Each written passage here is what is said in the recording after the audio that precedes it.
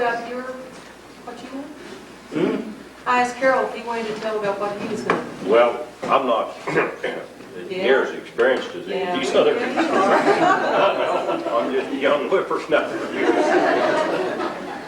The only reason I'm here is my great-grandfather, B.J. Young, was one of the first ones that came in here and started, and B.J. had contracts to cut most of the timber for the mines, and he cut a lot of the firewood. I was just telling Bob, I got a bunch of pictures. We were talking about the buffalo where they've got wood stacked up with Jess and my dad's sister Marie.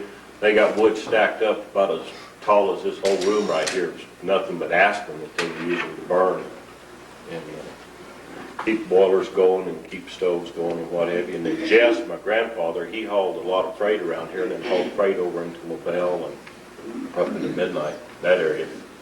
And of course, Johnny and I are related, and we've got my other great-grandfather on the Mutz side, of course, over in E-Town. And they did a lot of hydraulic mining that Bob's talking about over there. I've got, if you want to come by my place up there, I've got the hydraulic nozzles, the big nozzles that they use to knock the mountains down with. Got a lot of pictures of them doing hydraulic mining over there when it's operating. That's when the big ditch went all the way through and around. And I got pictures of where it went from in the flumes and in the pipe, and then it turned around and went out into open ditches. Came across an open ditches and snaked all the way around and went in these. This flume he's talking about is where they took the water out of the Red River over into the Merino Valley for placer mining. And he's speaking of when they brought the ditch, surveyed it around the big cliffs up there on East Fork. They would let the men down over the cliffs in a rope sling, and they would single jack the holes into the cliff and drive posts or pegs in there and a brace down below at an angle to support the weight of the flume and the water around the cliffs. And they had their own sawmill up there at known as the old ditch cabin up on East Fork. A lot of the workers and all stayed in there, and they had their own sawmill there and sawed their own lumber for those flumes.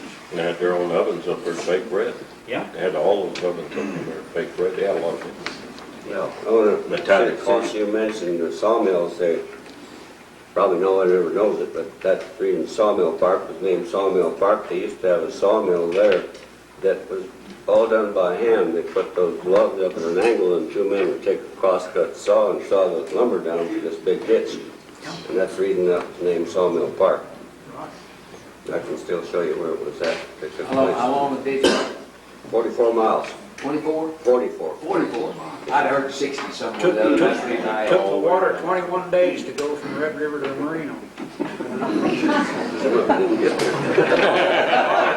Not only that did they take the water out of the Red River, they went all the way around and picked up a ditch that went up to Middle Fork Lake, came around with a little furrow. You can still see it looks like a plow furrow. Took the water out of the, what is it? It's the fork. It isn't the placer fork. Up there where Mirror Lake is.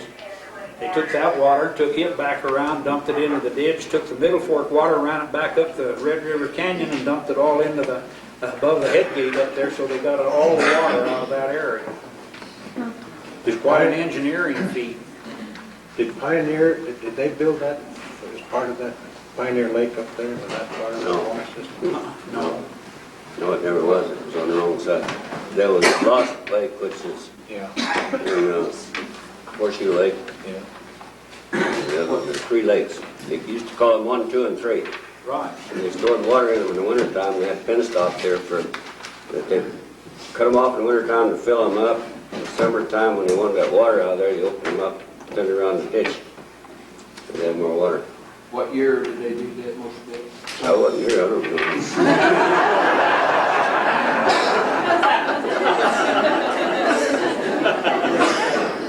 So those lakes